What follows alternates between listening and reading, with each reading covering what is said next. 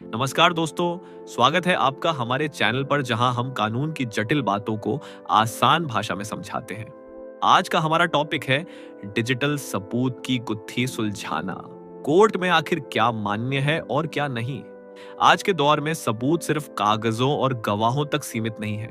Mobile, computer, social media, CCTV footage सब हमारे कानूनी सिस्टम का हिस्सा बन चुके हैं।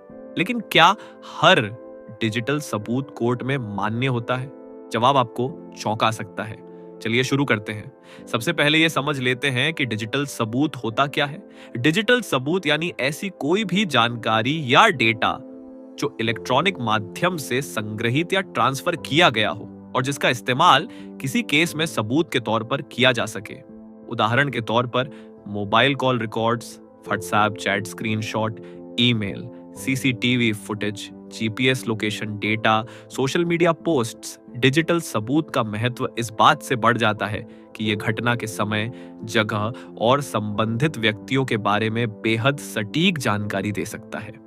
आइए जानते हैं डिजिटल सबूत की कानूनी मान्यता के बारे में। भारत में डिजिटल सबूत की कानूनी मान्यता भारतीय साक्ष्य अधिनियम इंडियन एविडेंस एक्ट की धारा 65 के तहत दी गई है। धारा 65 कहती है कि अब कोई भी इलेक्ट्रॉनिक रिकॉर्ड तभी कोर्ट में मान्य होगा जब उसकी एक सही प्रमाणित कॉपी, जिसे 65 सर्टिफिकेट कहते हैं, प्रस्तुत की जाए। अब जान लेते हैं 65 सर्टिफिकेट क्या है।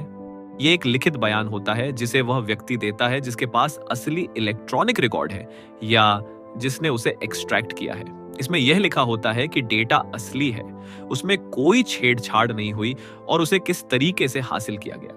आइए सुप्रीम कोर्ट के कुछ आदेश देख लेते हैं। 2014 में अनवार पीवी बनाम पी के बशीर केस में सुप्रीम कोर्ट ने कहा कि बिना 65 सर्टिफिकेट के कोई भी इलेक्ट्रॉनिक रिकॉर्ड कोर्ट में मान्य नहीं है।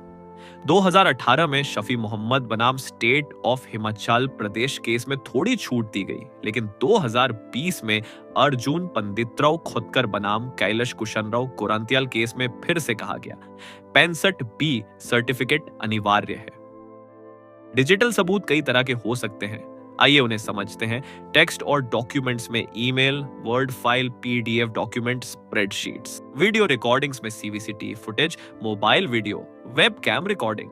फोटो और इमेज में मोबाइल से ली गई तस्वीरें, स्क्रीनशॉट्स। सोशल मीडिया कंटेंट में Facebook post, Instagram photo, Twitter tweet, YouTube video. Transaction records में bank transfer history, UPI transaction screenshot, GPS और लोकेशन डेटा में मोबाइल लोकेशन हिस्ट्री, वाहन ट्रैकिंग डिवाइस। लॉग फाइल्स और सर्वर डेटा में website visit logs, IP address record. Court में digital सबूत तभी मान्य होगा अगर डेटा असली और ऑथेंटिक हो, उसमें किसी भी तरह की एडिटिंग या मैनिपुलेशन न हुई हो।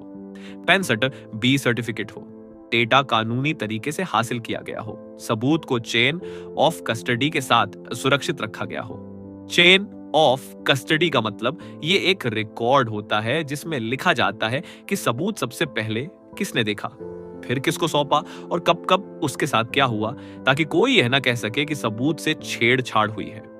आइए जानते हैं कब डिजिटल सबूत रिजेक्ट हो सकता है।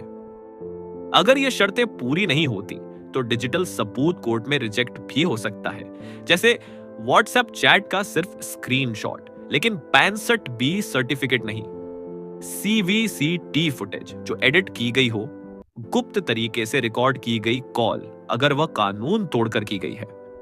आइए जानते हैं डिजिटल सबूत और नए कानून के बारे में। 2023 में बने नए आपराधिक कानून, भारतीय न्याय संहिता बीएनएस, भारतीय नागरिक सुरक्षा संहिता बीएनएसएस और भारतीय साक्ष्य अधिनियम बीएसए में डिजिटल सबूत पर खास ध्यान दिया गया है।